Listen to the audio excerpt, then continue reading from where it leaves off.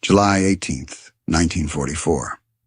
Lieutenant General Omar Bradley stood in his command post in Normandy, reading casualty reports from the American sector. 6 weeks after D-Day. 6 weeks of brutal fighting in the Norman hedgerows.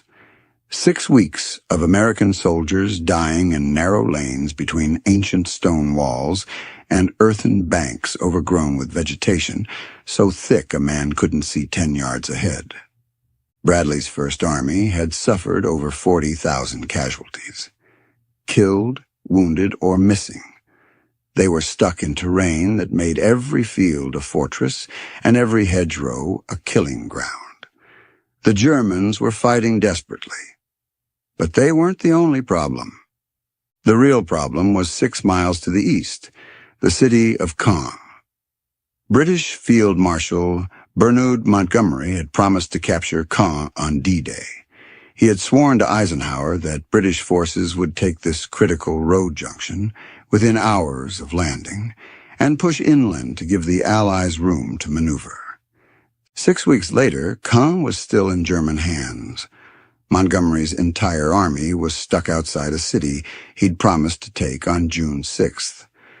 And because Montgomery was stuck, the Germans could concentrate their armored reserves against the Americans. Every panzer division that wasn't fighting the British was killing Americans in the hedgerows. Bradley looked at the casualty reports again. These weren't just numbers. These were farm boys from Iowa and factory workers from Detroit.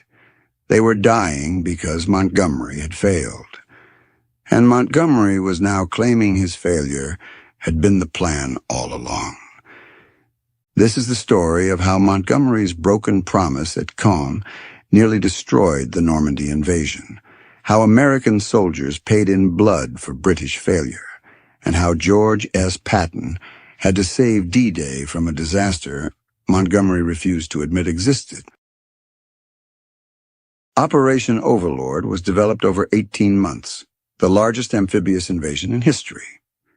British and Canadian forces would land on the eastern beaches, Gold, Juno, and Sword, with Caen as their primary objective. Caen was critical. Road junction connecting Normandy to Paris, open terrain beyond it, perfect for armored warfare. If the Allies captured Caen quickly, they could push inland and prevent the Germans from containing the invasion. Montgomery promised Eisenhower he would take Caen on D-Day, not D+1, not within a week. On D-Day itself, June 6, 1944, British forces would secure the city by nightfall and push south toward Falaise within days. American forces would land on Utah and Omaha beaches, capture the Cotentin Peninsula and the port of Cherbourg. Critical for logistics, but secondary to Montgomery's push inland from Caen. The plan depended on speed. German panzer divisions were in France. If the Allies got stuck on the beaches, the panzers would counterattack. Montgomery had to break inland fast. Montgomery assured everyone he understood the stakes. He would not fail. Caen would fall on D-Day, and the breakout would begin immediately. June 6, 1944. British and Canadian forces stormed ashore on the eastern beaches. The landings were successful. Casualties were lighter than expected. By mid-morning, thousands of troops were moving inland toward Caen. The British 3rd Infantry Division pushed south from Sword Beach. Their objective was Caen, 6 miles inland. The terrain was open. The Germans had minimal forces in position. The path to Caen was vulnerable. But Montgomery's plan had a fatal flaw. He had prioritized logistics over speed. British forces paused to consolidate their beachhead. They waited for artillery to be landed. They organized supply lines before advancing. They were being cautious when they should have been aggressive. By afternoon, German reinforcements were arriving. The 21st Panzer Division counterattacked between the British and Canadian sectors. They didn't push the Allies back to the beaches. but they stopped the advance toward Caen. By nightfall on June 6th, British forces were still 3 miles from the city. Montgomery's promise was already broken. Caen had not fallen on D-Day, but Montgomery didn't seem concerned. He told Eisenhower the delay was temporary. British forces would resume the advance the next morning. Caen would fall within days. June 7th came and went. British forces attacked toward Caen and were stopped by German defenders. June 8th, same result. June 9th, still stuck. The Germans were rushing panzer divisions to Normandy, and every one of them was being sent to stop the British at Caen. By June 10th, 4 days after D-Day, it was clear Montgomery's plan had failed. Caen was not going to fall quickly. The British were stuck in a grinding battle on the approaches to the city. The open terrain Montgomery had promised to capture was in German hands. The British were stuck, and because they were stuck, the American nightmare was about to begin. At German headquarters in France, Field Marshal Erwin Rommel was making a critical decision. He had limited panzer divisions to defend against the Allied invasion. He had to decide where to concentrate his armor. Would he focus on the British sector at Caen or the American sector in the west?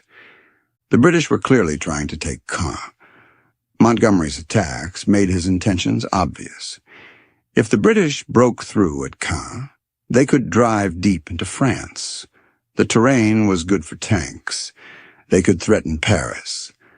The Americans in the western sector were stuck in the bocage, the Norman hedgerows, terrain that was nightmare for armored warfare, small fields separated by ancient earthen banks topped with thick hedges and stone walls.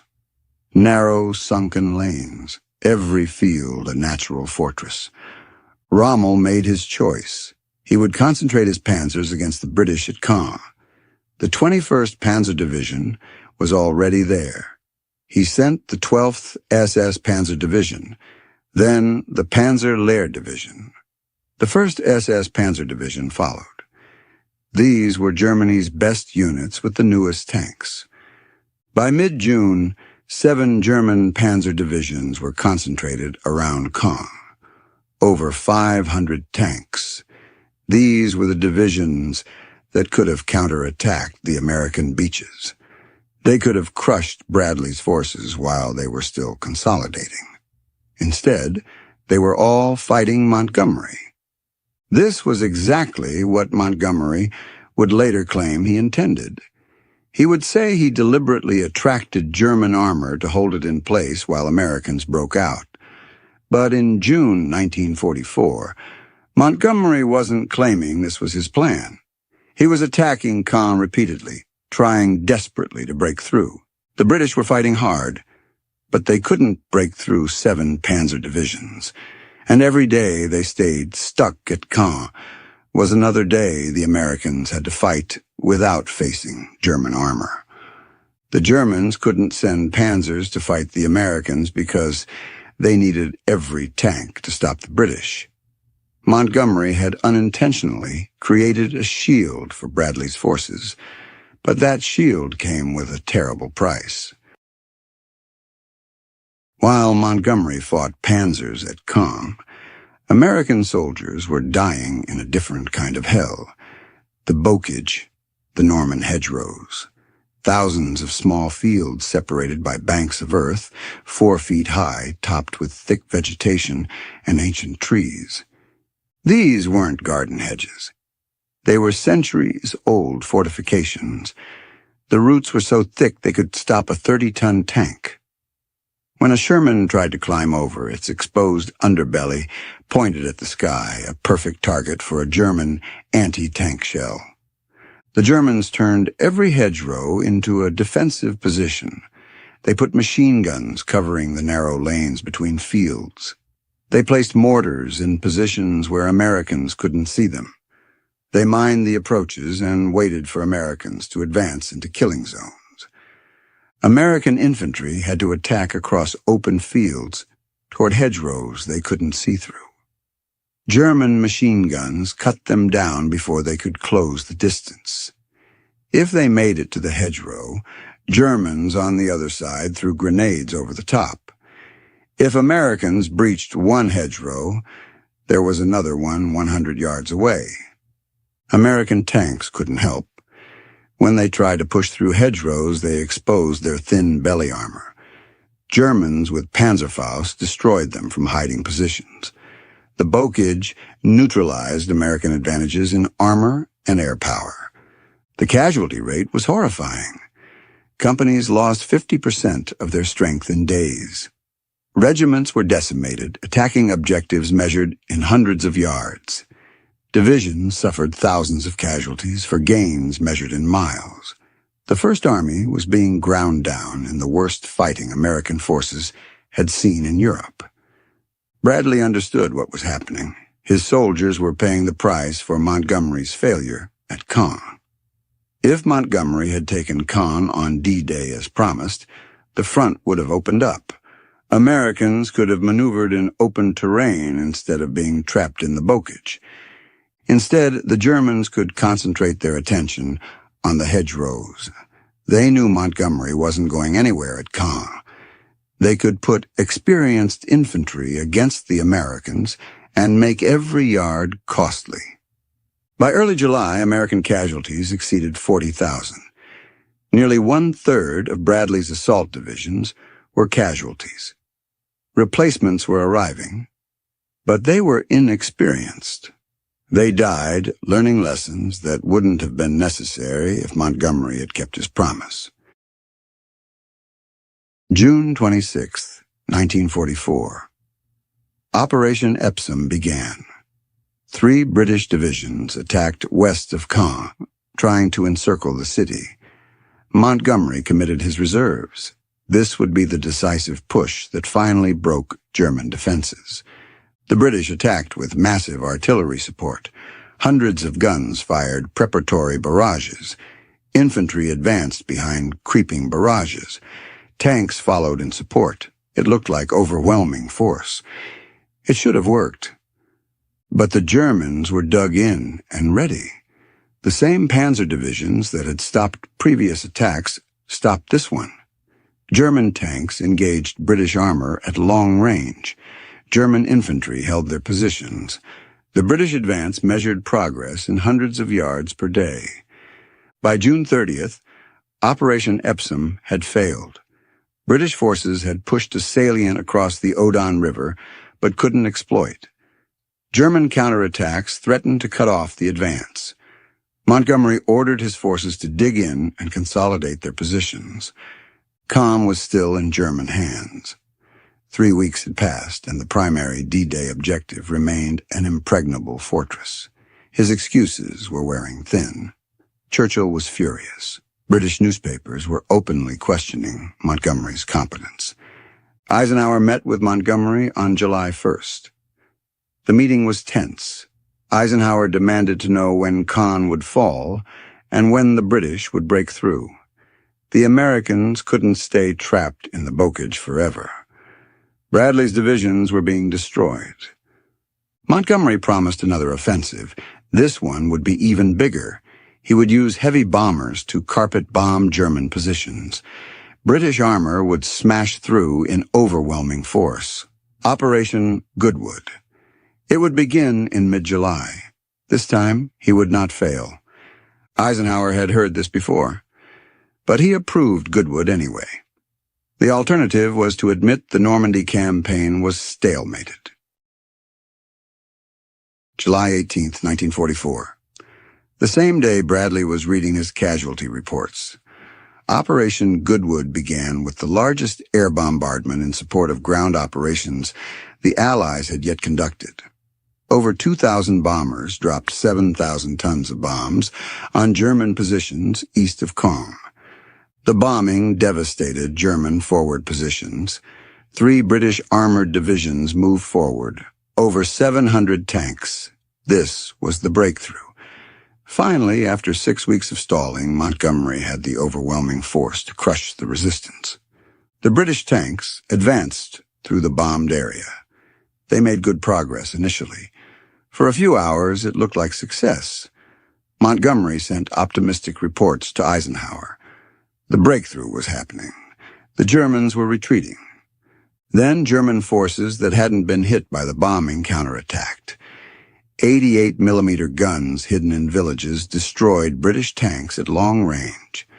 German panzers that had survived the bombing moved into defensive positions. British armor ran into a killing zone. By the end of July 18th, the British advance had stalled. They had gained a few miles but hadn't broken through. German defenses held. Over the next 2 days, the British lost over 400 tanks trying to push forward. Operation Goodwood was grinding to a halt. Montgomery called off the offensive on July 20th. He claimed it had been a success. British forces had captured the ruins of eastern Caen. They had inflicted heavy casualties on the Germans. He portrayed Goodwood as a victory. But Eisenhower knew the truth. Goodwood had failed to break through German defenses. The British had lost 400 tanks and 5,000 casualties for a few miles of devastated ground.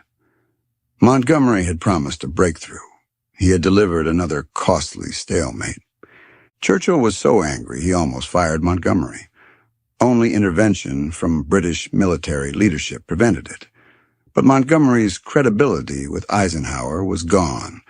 The British weren't going to break through at Caen. 6 weeks after D-Day, that was clear. The Americans would have to do it themselves. After Goodwood failed, Montgomery began telling a new story. He hadn't been trying to break through at Caen. His real objective had been to hold German armor in place. Every panzer fighting the British was a panzer that couldn't fight the Americans. Montgomery claimed this had been his plan all along. From before D-Day, he said, he had intended to draw German forces to the British sector. The attacks on Caen weren't failures. They were deliberate, attritional battles designed to fix German attention while Americans prepared their breakout. This was a lie. Montgomery's planning documents from before D-Day proved it. His orders to subordinate commanders proved it. His promises to Eisenhower about taking Caen on D-Day proved it. He had intended to break through and had failed. Now he was claiming failure had been the plan. But the Americans who fought in Normandy knew better. Bradley knew. Patton knew.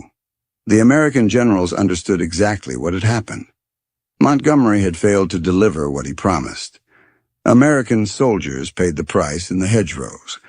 Montgomery was now claiming credit for a strategy he had been forced into by his own failure. The lie was politically brilliant. It protected Montgomery's reputation. It gave him credit for American success that was coming. It allowed the British to maintain the fiction that Montgomery was successfully executing his master plan. But it was still a lie. And everyone who had read Montgomery's original plans knew it. Eisenhower couldn't publicly contradict Montgomery without creating an alliance crisis. So he accepted Montgomery's new narrative outwardly while privately planning to sideline him. The Americans would break out. Montgomery could claim whatever he wanted afterward.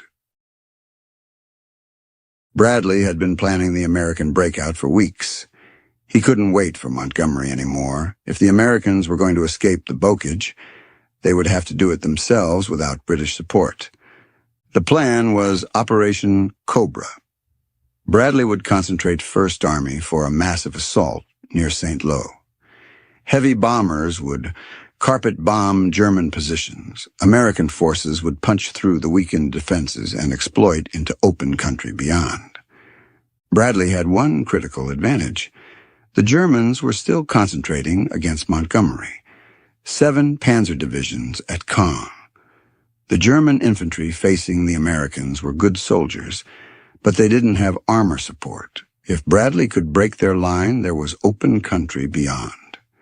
Bradley had one other advantage. While the generals were arguing, American soldiers improvised. A sergeant named Curtis Cullen welded steel scraps from German beach obstacles onto the front of Sherman tanks. They called them rhino tanks. They didn't climb the hedges. They cut right through them. American ingenuity was ready to do what British planning couldn't. The key was speed. Once American forces broke through, they had to move fast before Germans could shift panzers from Caen to block them. This required aggressive exploitation. Someone who wouldn't stop to consolidate. Someone who would keep advancing until ordered to halt. Bradley had exactly the right general waiting.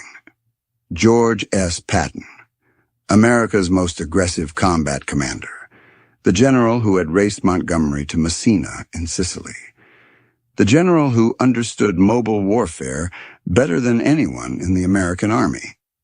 Patton's Third Army was activated on August 1, 1944, but Patton had been in Normandy since mid-July, secretly planning the exploitation phase of Cobra.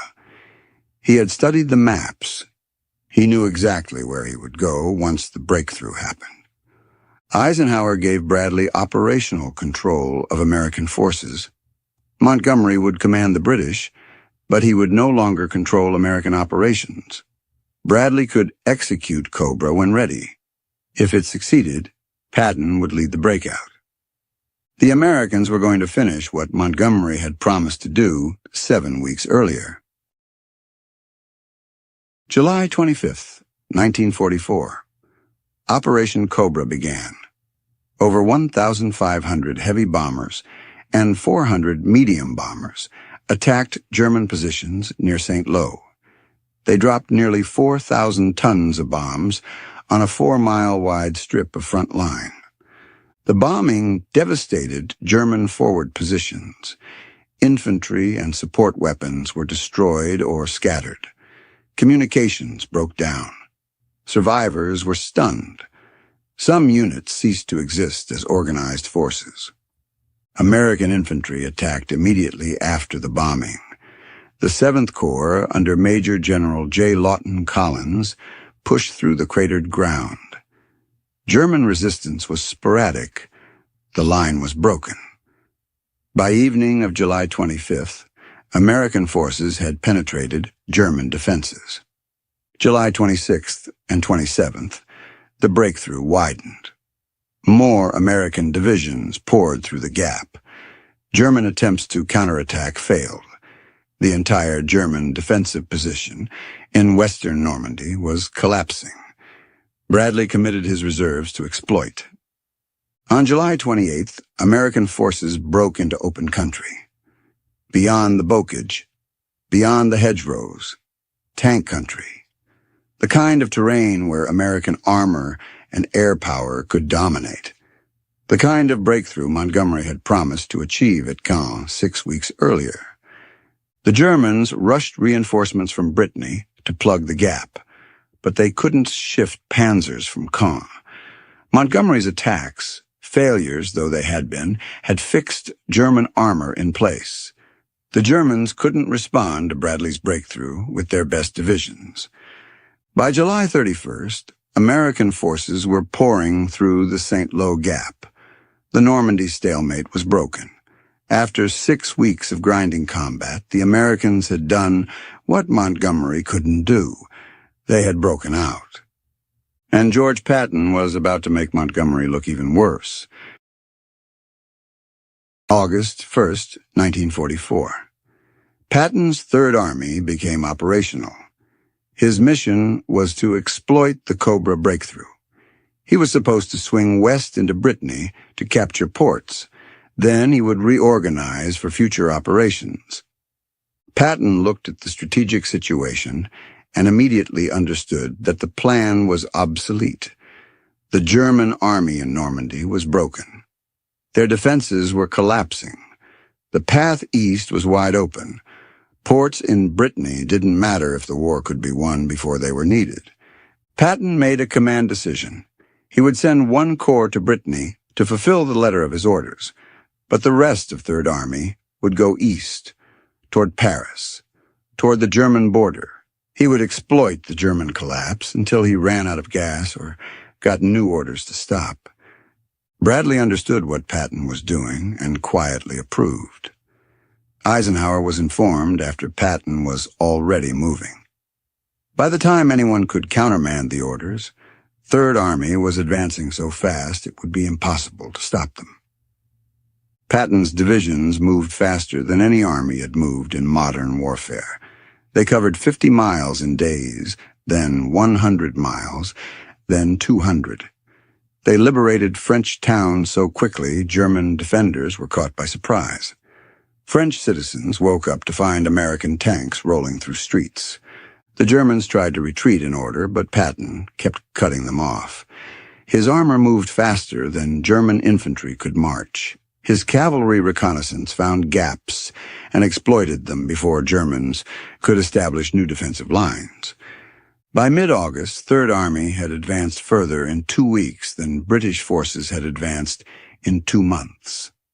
Patton had gone from Normandy to the Seine River. He had done in 14 days what Montgomery had promised to do on D-Day and still hadn't accomplished 6 weeks later. Montgomery responded by claiming credit for American success. He told British media that the American breakout had succeeded because he had held German armor at Caen. He had created the conditions for American success. Bradley and Patton were executing Montgomery's master plan. American generals were furious. Patton had succeeded despite Montgomery, not because of him.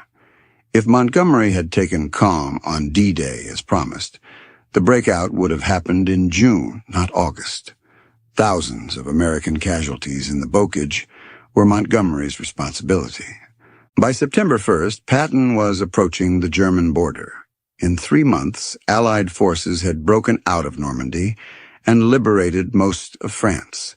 The Normandy campaign was over, but it had taken 3 months to do what Montgomery claimed he could do in 1 day. After the war, Allied intelligence interrogated surviving German generals who had fought in Normandy.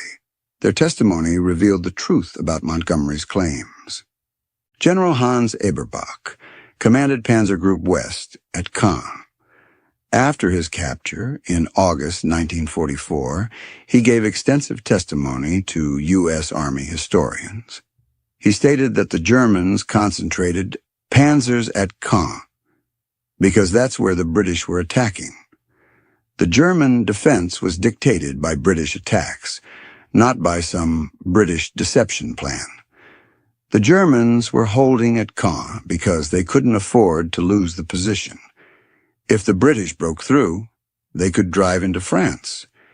General Fritz Bayerlein of Panzer Lehr Division gave similar testimony after his capture in 1945. He said the British attacks at Caen were serious breakthrough attempts. Operation Goodwood particularly convinced Germans that the British were trying to break out. The massive bombing and tank assault was clearly meant to shatter German defenses.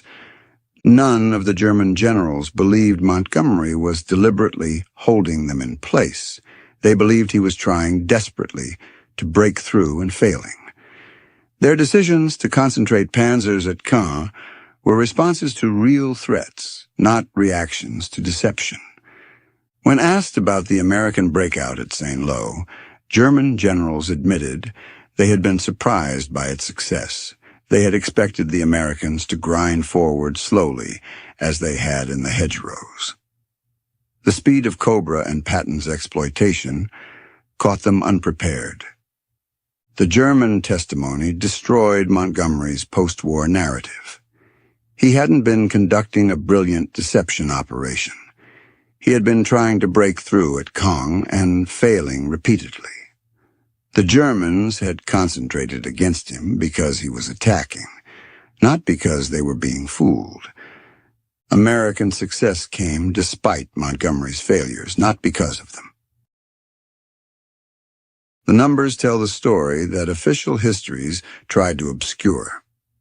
First U.S. Army suffered over 62,000 casualties in Normandy, 20,000 killed in action, the rest wounded or missing. These were casualties incurred while fighting in the Bocage, while Montgomery was stuck at Caen. How many of those casualties were preventable? How many American soldiers died because Montgomery failed to break through and open up the front? The question is impossible to answer precisely, but the strategic analysis is clear. If Montgomery had taken Caen on D-Day as promised, the Allies would have had room to maneuver. American forces wouldn't have been trapped in the Bocage for 6 weeks. The breakthrough would have come in June, not late July. The casualties would have been lower. German generals confirmed this assessment. They stated that if Caen had fallen quickly, they couldn't have held the Allies in Normandy. The entire defensive strategy depended on holding Caen and keeping the Allies contained. Montgomery's failure to take Caen allowed that strategy to work. The casualty exchange rate in the Bocage was horrific. American divisions lost 30 to 50% of their infantry strength in the first weeks. Companies were rebuilt multiple times. In the Bocage, the attrition rate for riflemen was nearly 90% in some units. It got so bad that by July the U.S. Army was running out of infantry. Cooks, clerks, and mechanics were being handed rifles and sent to the front lines to fill the gaps left by Montgomery's delay. The 7th Corps alone suffered 11,000 casualties in July during the fighting leading up to Cobra. Every one of those casualties has a name. Everyone has a family that received a War Department telegram. Everyone paid the price for Montgomery's broken promise on D-Day. Patton's breakout reduced casualties by restoring mobility. Once American forces broke into open country, the casualty rate dropped. Mobile warfare favored the side with air superiority and superior logistics, the Americans. The Bocage had favored the defenders, and Montgomery had trapped Americans in the Bocage for 6 weeks. Montgomery promised to take Caen on D-Day and failed after 6 weeks. Patton broke out of Normandy and advanced 250 miles in 3 weeks. One general was cautious, methodical, and failed. The other was aggressive, opportunistic, and succeeded. The Normandy campaign succeeded despite Montgomery, not because of him. American soldiers broke through where British forces had failed. American armor exploited where British forces had stalled. American aggression won the campaign that British caution nearly lost. Montgomery's promise that he would take Caen on D-Day was the foundation of the Overlord Plan. When that promise broke, the entire campaign had to be rebuilt around American success. Bradley and Patton delivered what Montgomery couldn't. That's the truth history tried to forget. Montgomery failed at Normandy. Patton saved D-Day. And American soldiers paid the price for British incompetence.